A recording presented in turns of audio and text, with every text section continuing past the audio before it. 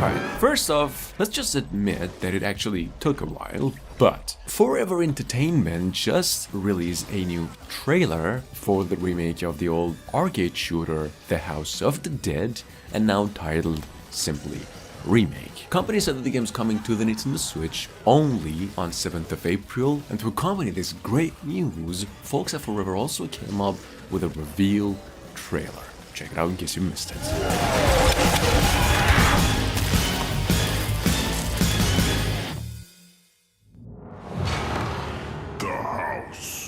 Of the dead. I shall destroy everything.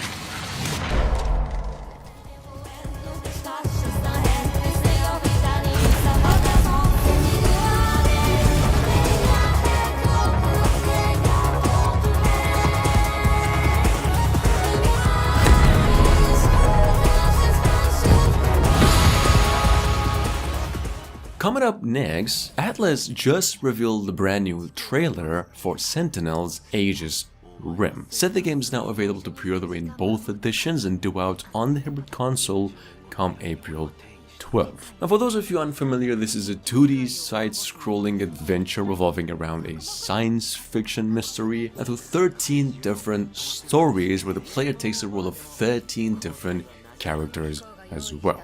Take a look. 騙されるものか。かっこつけすぎよ。バカ。インナーロシターには謎が多いんだ。人間は滅びる運命だったのよ。DD426。地球を侵略に来た宇宙人の兵器。重郎は私のものよ。今の僕はあなたが作った。それでも僕は君を守りたいんだ。13番機へ起動。You might recognize them from past Wii Sports games. We have Nintendo Switch Sports on the other hand, and it is set to debut on April 29th. Now Switch Sports over here is the third game in the Wii Sports series, actually pretty similar to its predecessors in terms of control, and will include mini-games in addition to a hefty amount of customization this time around. Check it out, this is how the game actually looks like. Sports are joining the lineup. Soccer. Use a gigantic ball to make dynamic plays. Enjoy matches with Joy-Con controllers to shoot and perform diving headers. By attaching a Joy-Con controller to the leg strap accessory included with the physical version of the game, you can play shootout mode with intuitive kicking motions. Badminton. Control your shots left and right while keeping the shuttlecock in the air. Unleash powerful smash shots to gain the upper hand. Finally, volleyball.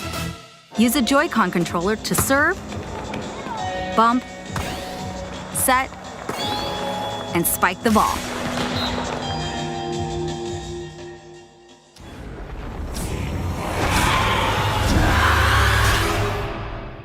Moving on, it's the Sniper Elite developers coming our way this time around with Zombie Army 4 Dead War. It said the game is due out on April 26 on the Nintendo Switch. This hybrid version, however, will now feature a better control, we hear, a better aim, to be specific, supporting 2 to 4 player co-op, all the content from Season 1 and every post-release content for the game to date. Check it out.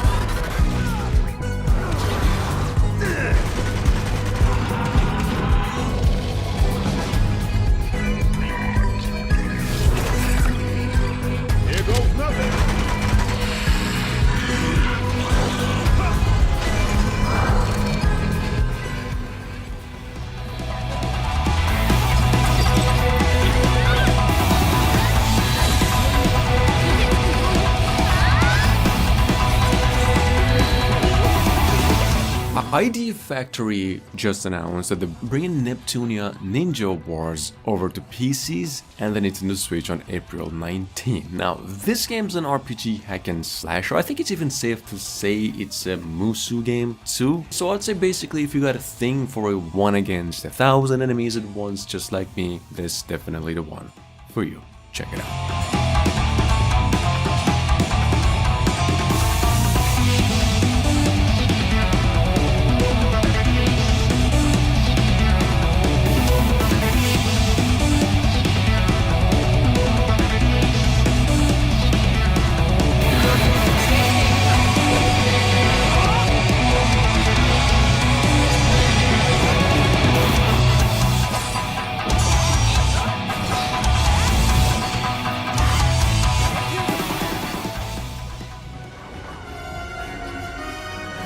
It is just one of the biggest games we've ever done.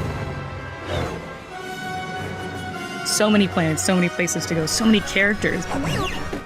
Truth be told, since I think most of you know that the highly anticipated LEGO Star Wars The Skywalker Saga is now on its way to the hybrid console already, April 5 this year, well, you might as well just go ahead and consider that it's actually getting an extended universe DLC including content from The Mandalorian and Rogue One. Not just that, 2 further DLCs going by the classic characters and trooper packs will also be available on day 1 and due out on April 19th and May 4 respectively. Check it out. You can go from Tatooine to Coruscant, you can go to Bespin, you get Agent Kloss, you can go to Acto. The planets are where this game really comes to life. The sheer scale of this is off the chart. Being able to traverse the entire galaxy, going from all the planets that you would recognise from the films. We've just really tried to delve into making each planet feel like alive and unique to what it was in the film. We started by going through every planet, discussing colours and texture details. Each planet and location has got so much original, authentic Star Wars detail. We got new systems that gave us a lot more finite control. How the planets look, how the levels look, how the ships look, it all looks so good. There's also a couple of little details that people might not really observe straight away. One of them is the LEGO weathering effect. When you have the players or vehicles transition through the environment, they become sort of dirtier. For example, Tatooine Desert, all the characters like have sand on their feet. It was really satisfying when you actually can play the game, whichever character you choose. We wanted to make sure that all the little crevices and all of the places that snow, mud, sand, all these elements would start to increase. I feel something lurking around in the dark.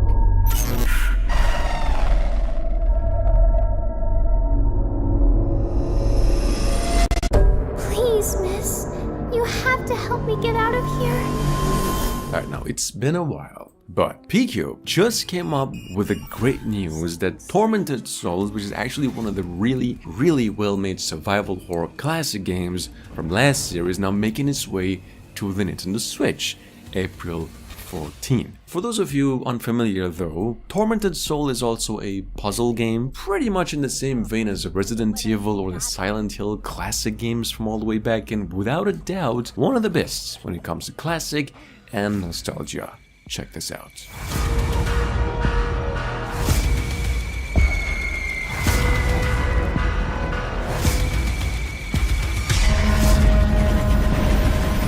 What the hell is going on here?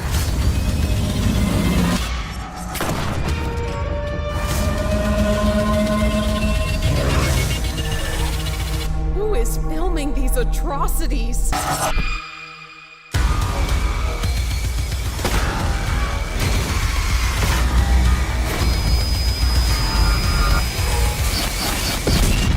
Am I going insane?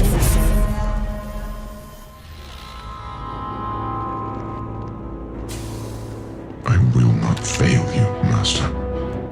Now, Star Wars The Force Unleashed from all the way back almost 15 years ago is now finally coming to the Nintendo Switch April 20th this year. Upon release, we know it'll include a few new modes such as a 2-player multiplayer. Now, I'd rather not say this, but well, since nothing beats the truth, I've actually never played a Star Wars game ever, and besides the trailer over here, all I know is that this game is an action-adventure at heart. Check it out.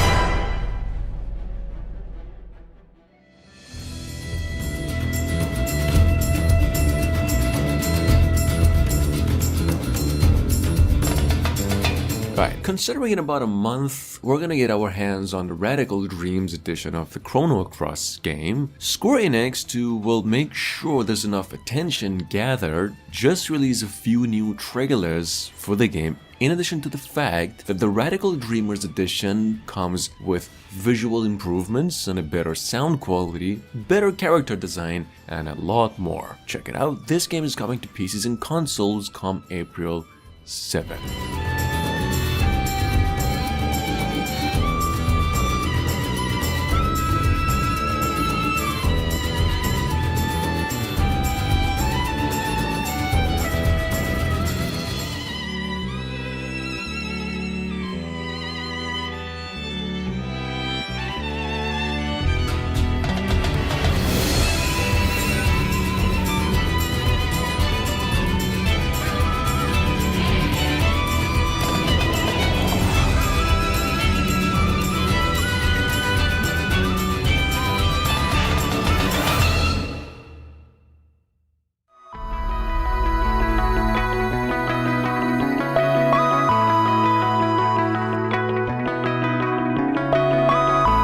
Alright, we have Tazumachi behind Twilight on its way to the PlayStation 4 and the Nintendo Switch on April 28th for the price of $20. Personally speaking, just as it was with the case of Star Wars, I've actually never played the previous games in this series for this game, but from the looks of it, you could tell it is a 90s inspired collect-a-thon kind of adventure platformer, and apparently mostly revolving around exploration and unlockables and stuff. Check it out.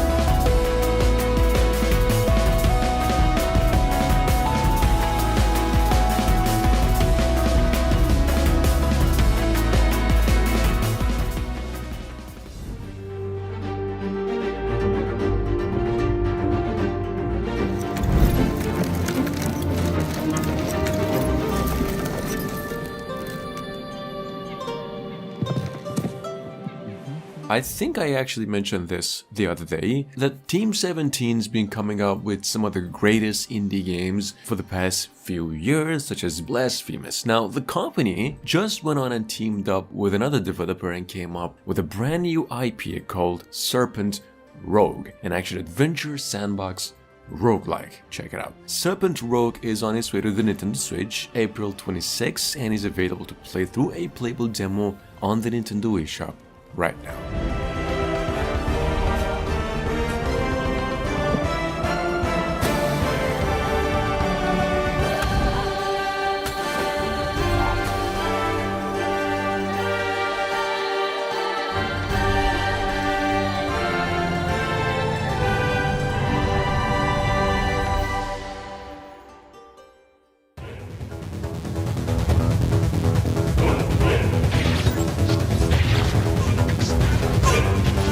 And last but not least, we have Ganryu 2 Kojiro, a sequel to the old 90s classic platformer that is now making its way to the Nintendo Switch and other consoles as well, April 22nd. Well, not much to say about it either, other than it's actually set in a universe that takes place in a feudal fantasy Japanese universe and based on a series of books.